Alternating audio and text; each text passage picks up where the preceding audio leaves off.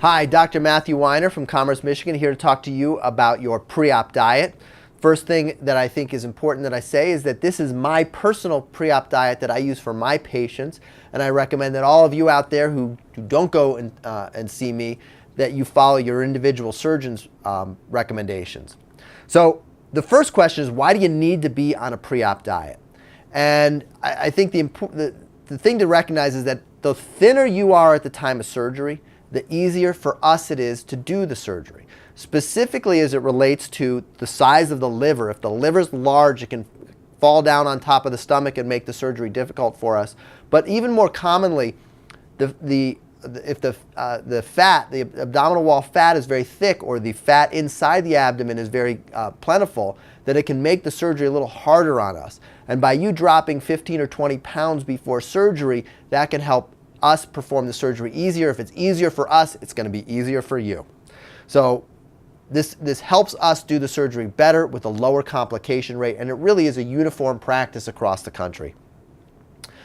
Most pre-op diets, including most of mine, uses an artificial commercial protein shake. And we have several criteria in our practice.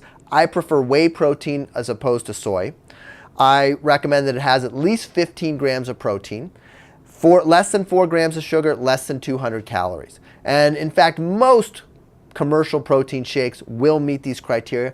I do not have my patients do protein bars. Protein bars are generally candy bars with whey protein added, and this I don't think is an adequate way for us to get you to lose weight before the surgery. So popular shakes like Ungary, Atkins, EAS, Pure Protein, Premier Protein, these all meet these criteria, and really it's a taste preference issue for you to find the one that you think works the best. I don't have a strong opinion on one of these over the others.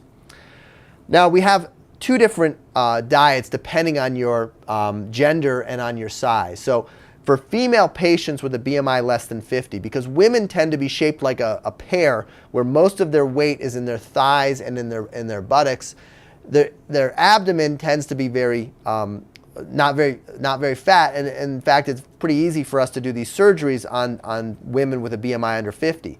I may in my office see a female patient who doesn't have the traditional pear shape but has shaped more like an apple. Oftentimes this is a diabetic patient, and I may in fact flip her over to the 2-week pre-op diet as opposed to the 1-week pre-op diet. But for those patients who I think are low risk for having a fatty liver, and I think the surgery won't be all that difficult, I don't emphasize that you go on this 2-week starvation diet. I don't think it's all that critical. So you can have a protein shake for breakfast and lunch, and then for dinner you can have something like a lean cuisine or a healthy choice meal that's about 400 calories or less. If you like, you can take your bariatric multivitamin. If you don't have to until after the surgery.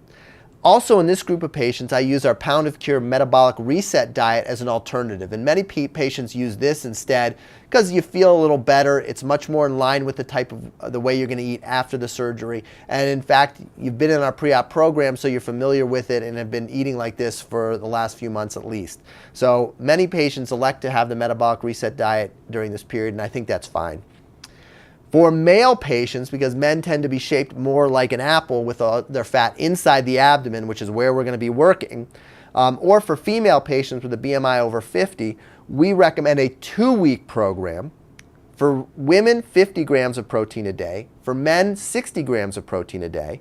You can have as many calorie-free liquids as you like. You can have as many green vegetables as you like. I recommend you take your multivitamin. And for many patients, I recommend that you take a fiber supplement like Metamucil, a sugar-free Metamucil, because you're not eating any other food other than the protein shakes, the calorie-free liquids, and the green vegetables. And oftentimes you can run into some constipation, and the fiber supplement can be helpful. So you'd go on this for 2 weeks, and the Metabolic Reset diet is not an acceptable alternative to this diet. The Metabolic Reset diet is a great diet for long-term weight loss. In this, we're looking for short-term weight loss, and I think that by severely restricting your calories, that's the best way to lose weight over the short run. It's the worst way to lose weight over the long run. If you're a diabetic patient on either of these two programs, You should be real careful to check your sugars, and you may need to touch base with your primary care or your endocrinologist or whoever doses your insulin and adjust it accordingly, particularly if you're in the 2-week very low calorie protein shake diet. And the last thing I'll say about our pre-op diet is that I fully acknowledge that this calorie restricted diet completely goes against everything I've been teaching you over the last few months.